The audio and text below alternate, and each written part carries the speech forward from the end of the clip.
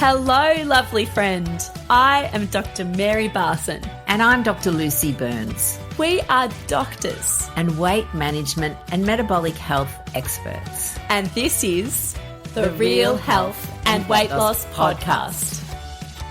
Good morning, gorgeous friend. How are you this morning on a beautiful, bright Tuesday morning? I am with, not Dr. Mary, but an amazing guest who I think you guys are going to love.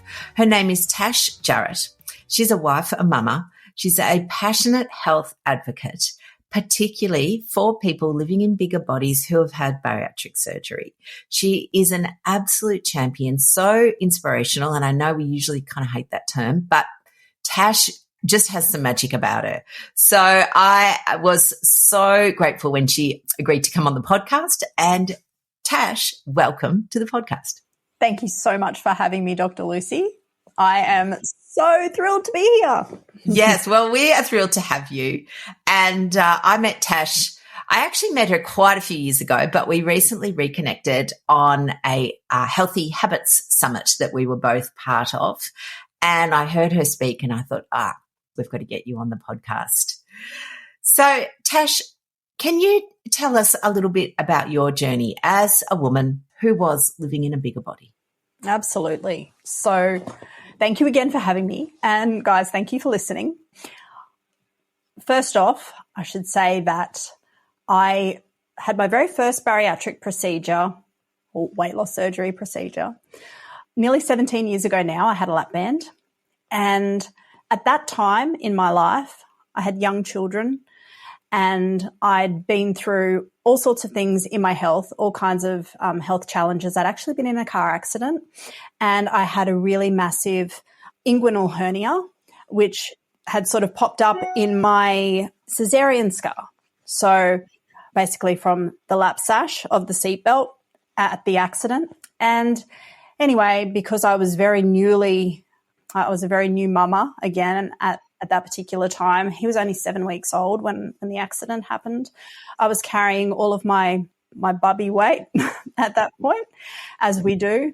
And my surgeon suggested that what he thought would be the best option for me would be to have a surgery that would help support quick weight loss so that the hernia could be repaired and that the repair would be successful. I probably should have had a little bit more thought around that at the time. But anyway, I just wanted to get back to my life. I wanted to get back to doing the mum things and, little kids, they needed me. So I went down that route. Wasn't great for me. But a couple of years later, I had the lap band out and swore off all bariatric procedures for a long time. I did not want to know anything about it again. And over a period of 8 years, my weight steadily increased and it started to really impact my life. And I decided eventually, after a lot of discussion, a lot of thought, that I would go down the route of having a gastric bypass. I'd watched my siblings both go through bariatric procedures. They had sleeve. And because of my weight, my BMI, which I also hate, but anyway, that's okay. Because of how heavy I was at that time, I believed, and because of the prior lap band, that I would be recommended to have a gastric bypass. And I did a lot of research about that, went and saw the surgeon, and the surgeon did recommend a gastric bypass. And I'm now 6.5, nearly 7 years post-op, and I've maintained that weight loss. So that's just sort of that's your a very quick little nutshell. Yeah, absolutely. I think one of the things you started with the lap band surgery. There's certainly evolution in medicine. So 20, 30 years ago, 50 years ago, we used to do stomach stapling, it was called. And that was a massive procedure because we didn't have laparoscopic instruments. It was really pretty rudimentary and, we've evolved now. The lap band, I think, in general, it doesn't seem to certainly have anywhere near the results that more definitive surgery has for the majority of people. But I guess for some people it's useful, but yeah, it seems that for most it's not that useful. Yeah, well, for me, it wasn't. Yeah, and with reasonably high complication rates. Yeah. Yeah. So tell us then, what was going on for you before you had your surgery? What were the drivers there? The drivers prior to my gastric bypass, I was in a place in my own life where I was actually working in my own business at that time, and I had so many physical limitations. I'd completed some study and I had so much to offer, and I was desperately wanting to be in a different field. And I had been for about 80 job interviews. And in each interview, I would think that it went so well. I would think that everything was okay. And they'd say, you know what, we loved you. And I started getting this feedback. We loved you. We really loved you. But, you know, there was just someone that was just a little bit more qualified. And I kept getting this feedback over and over and over and over and over again. And eventually I started to wonder, I wonder if maybe my size is a reason that this is happening to me. And also my children were growing and I was wanting to be more active with them. I was shutting myself away a lot. That had some comments about how big their mum was and things like that. I didn't want to embarrass them. I also had polycystic ovarian syndrome, and I just noticed that my weight was just climbing and climbing and climbing. So they're sort of the things that were going on in the background. Do you know what though? Like it is appalling, I think, our society's judgment of people in larger bodies. And I think the underlying premise must be that, you know, oh, well, they're just, you know, they're a bit lazy. Why would I want to employ a lazy person? Or, you know, well, they can't even manage their own health. Why would I trust them to manage my business or something along those lines, which, you know, I'm just going to say it, that's a little bit of bullshit. Oh, I agree. It's actually a lot of bullshit. Because what any employer back then would have gotten from me would have been my whole heart, like complete devotion to that role and to their customers. And you know what? The very last interview that I went for before I decided I'm done, I'm not interviewing again until I've had bariatric surgery, I got feedback and the recruiter rang me and they said the employer can't offer you the role, but they were wondering if they could have your personal contact details because they'd love to catch up and be friends. Because, you know, you just really seem like the kind of person that they wanted to be friends with.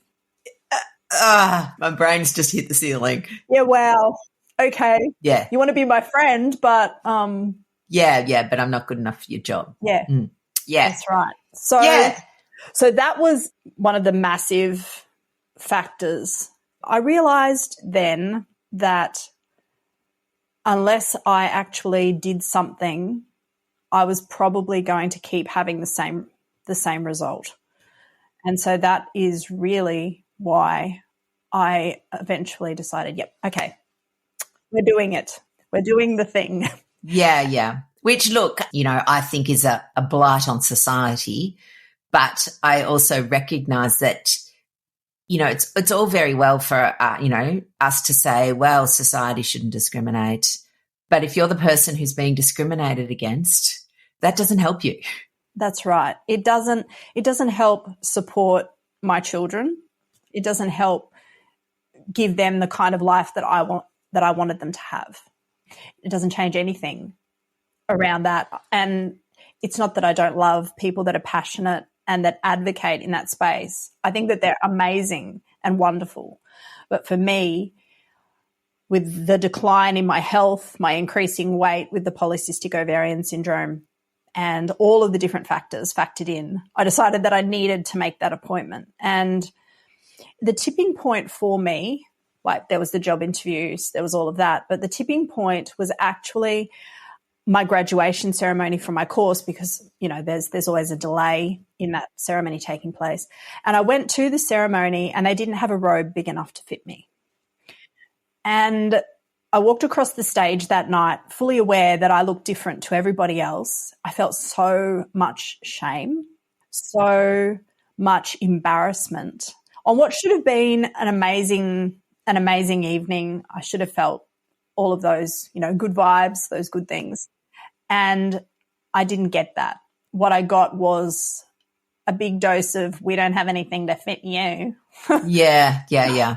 So on the drive home with my husband, I just said to him, I just can't keep doing this. And he said, okay, well, when we get home, let's increase the health insurance. And so that's what we did. Yep. Yeah. All the things, all the weight bias, all the stigma, it sucks and it's wrong and we should not have to live with it. No. And look, society is doing more, I think, for size inclusivity. Oh, 100%. At an individual level, it's often not enough still. So, yeah, I'm sorry that happened. I really am. I just think that totally, totally sucks. Thank you. So the next step. So you did some research? I did research. So I had a 12-month period of time to research, because obviously if you go down the route of having a metabolic bariatric procedure through private health, I needed to have top-level private health for 12 months for that to be covered. So I set about using that time to try to find a surgeon in my area. I did that. I spoke with a lot of different people and I jumped online, joined support groups, did all of that kind of stuff.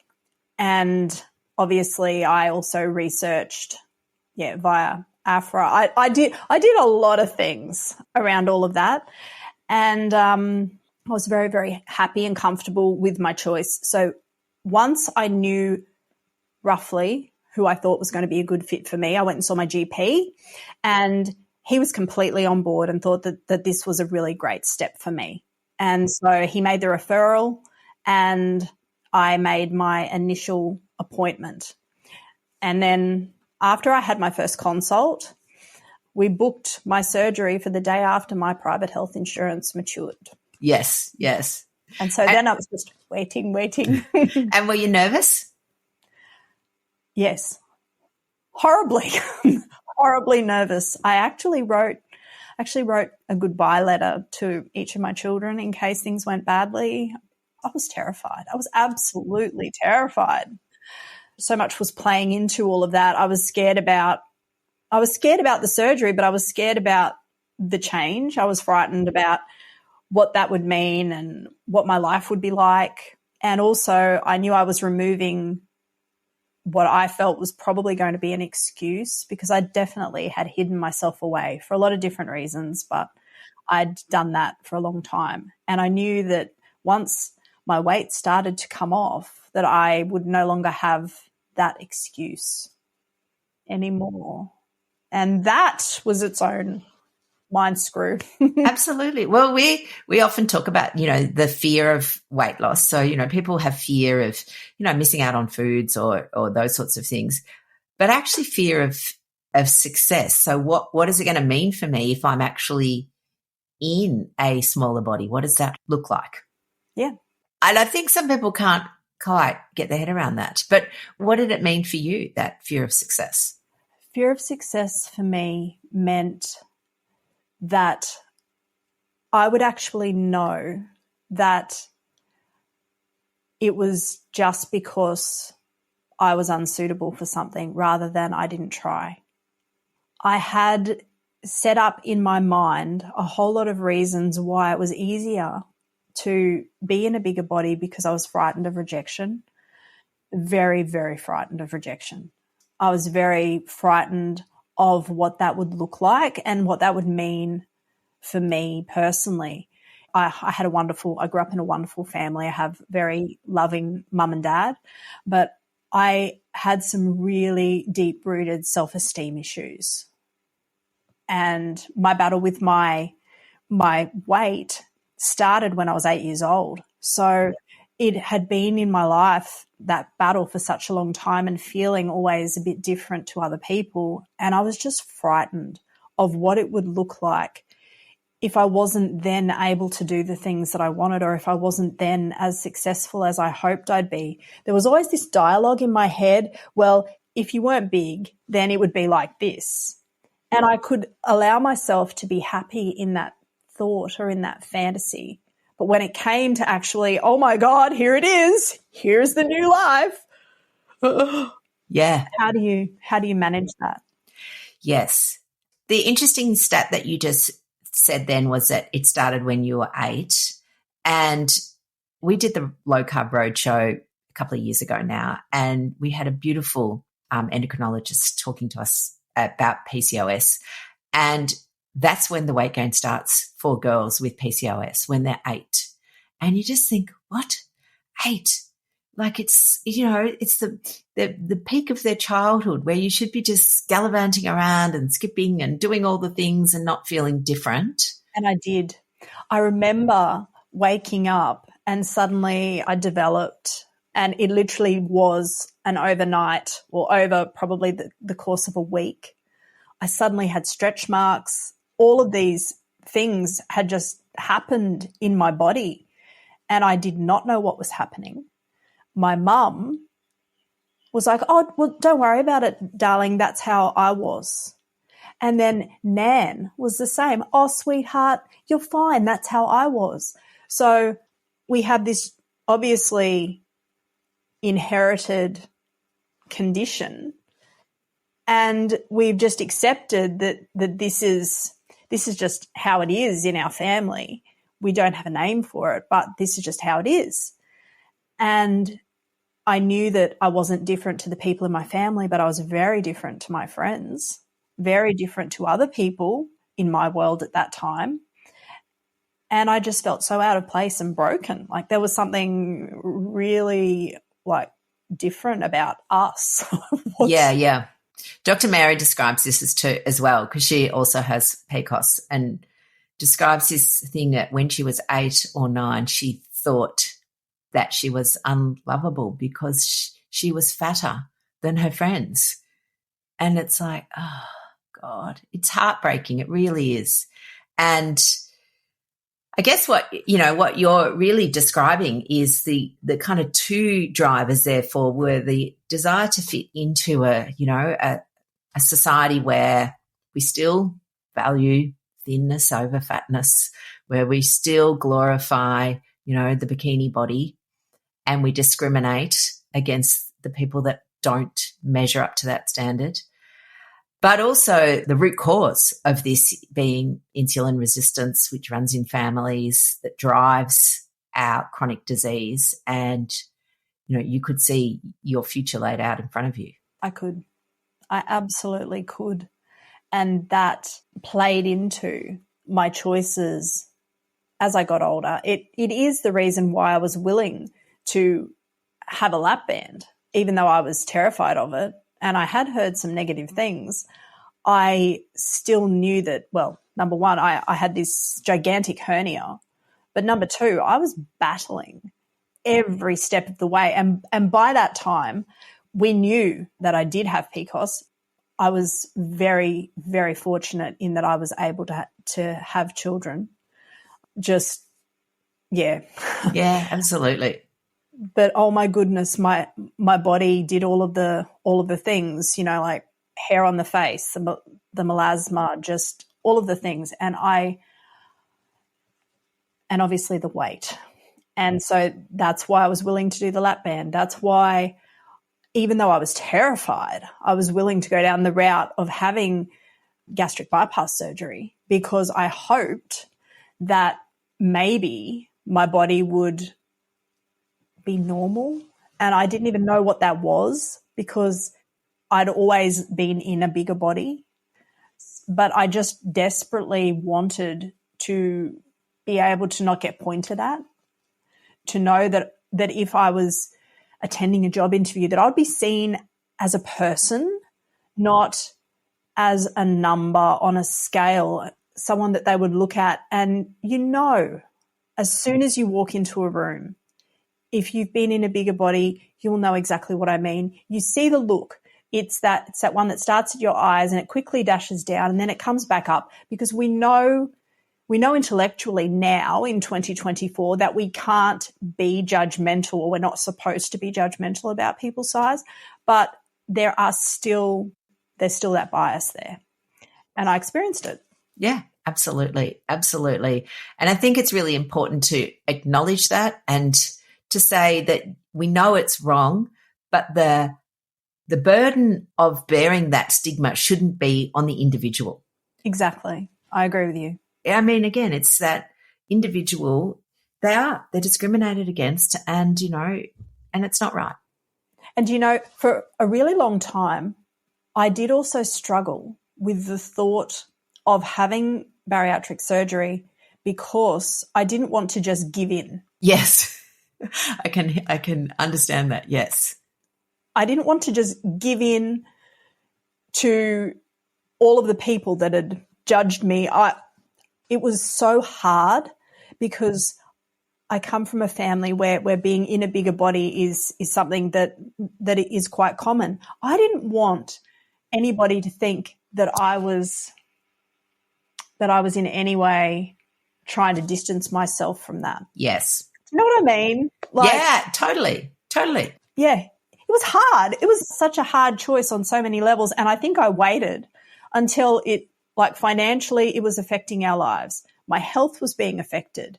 My relationships were being affected. Every part of my life was being affected before I finally went, okay, let's do the surgical thing. Let's do this.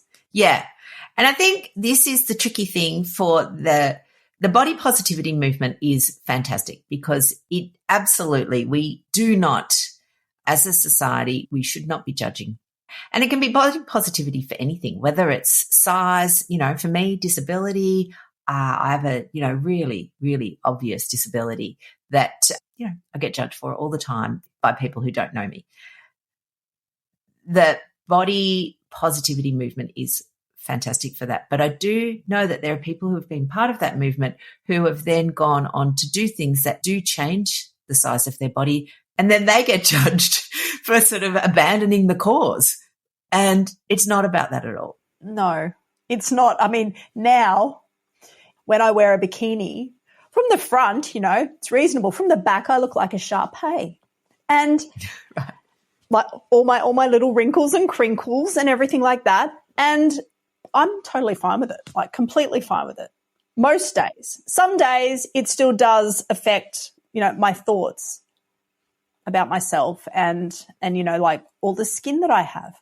It doesn't matter what we choose, and this is something that I've found in life. It doesn't matter what we choose. We need to be choosing it for reasons that are empowering for us, because other people are always going to have an opinion. Absolutely. And, they have an opinion based on a tenth of the facts. They don't know the whole story, and nobody can know the whole story except the person making the decision. That's right. So that is really the point that I came to. I went, okay, I know about me. I know about all of the different parts of me, everything that's being affected by this extra weight that I'm carrying.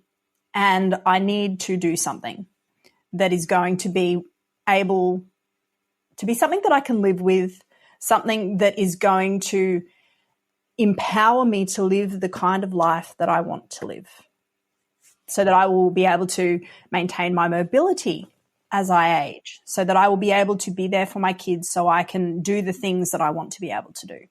And that is such a powerful driver. Yeah. So, let's fast forward a little bit. You had your surgery, and has it been the silver bullet?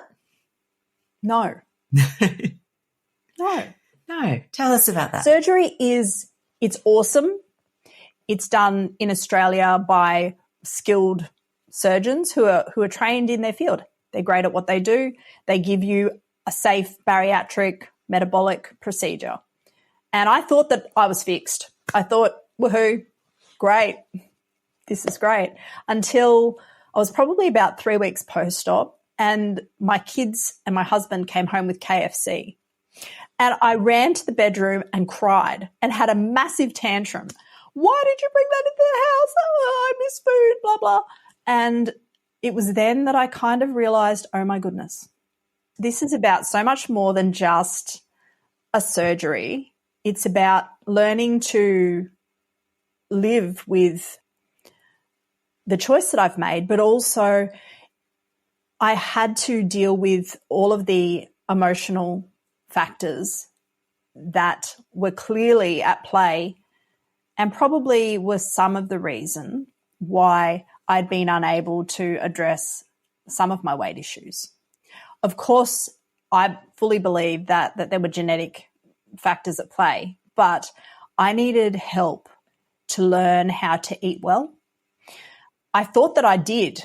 I thought that I did eat well. I thought that I ate balanced meals, and I did, but I ate gigantic portions, and I freely and willingly admit that. I used to eat 5 cups in a meal. My portions were very significant.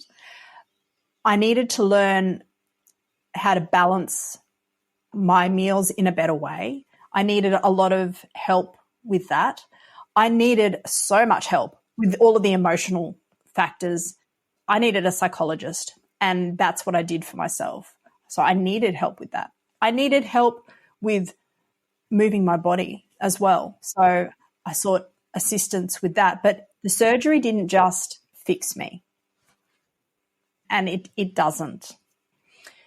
I mean, of course, there's that honeymoon period, that first 12 months where the surgery does what it does. We do lose weight, but hopefully we want to live a really awesome, empowering, inspiring and incredible life, and whatever that looks like for us. And that's when all of the work that we do in that first 12 months really starts to pay off.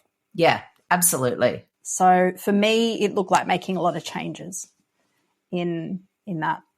Yeah, totally. I think what you're describing, and this is, I guess, one of the things that we really try and spend a lot of time talking with people about, is that obesity, which is the medical term, is a condition that affects our metabolic hormones. So, the metabolic hormones are all awry. They're not in balance. We've got leptin that's very high that should, if it's doing its job, it's supposed to tell us that we're full. The problem is it becomes dysfunctional, and so you never feel full, which is why people can eat large amounts of food. They don't have access to their stored fat because insulin levels are high, so they do run out of energy. So they do need to eat. And then it's like you start eating and there's no off switch. And then, that's when people go, well, you just eat too much, you're greedy. And it's just not about that. So we've got those sort of biological things. And I love the whole biopsychosocial model, which is an old model, but it applies so well to this condition because it's in our psychological drivers, where food is soothing, food is love, food is calming, food is social. There's food, all the reasons we eat that aren't hunger. So all the non-hungry eating, and then just the social, our societal way we have changed the way we eat our food, the way we, society, the way we no longer really, lots of people don't have meals anymore. We eat in front of the telly, but also the type of food we now, what is food, all the processing, the ultra processing of food, all of that. So there is multiple layers to managing weight. And I think that when people perhaps rely just on one thing, that's when they're not necessarily optimizing their results. Yeah. I think for optimization purposes, what I know has been really helpful for me is to understand the reasons why I was eating as I was. And it was really in those first 6 weeks after my surgery when I realized, oh my goodness, my support system has been cruelly cut from me, and now I cannot fit in the food that I was having when I was happy, sad, depressed, stressed, all of the things, all of the times that I was eating when it wasn't for hunger or enjoyment. And that's not to say that we should only eat when we're hungry. I understand that food is about more than just that. But for me, I was just using food as my support system for my life. And I didn't have the kind of coping strategies that were going to optimize my journey in the long term. And I had to learn what they were or what that was going to look like for me because I just didn't know. I had grown up in an environment where we've had good news. We eat. We are sad. We eat. We are depressed. We eat. Bad thing happened today at school. Oh, come here. Let's eat. Yeah. And lots of societies do that. Absolutely. Yeah, and that is what was modeled to me. I don't blame that, but I just adopted that. That's just what I did. And so I had to learn new ways. And that, my lovelies, is the end of this episode. Join us next week where we go through all the new things that Tash had to learn on her journey to real health and weight loss beyond bariatric surgery. See you soon, my loves.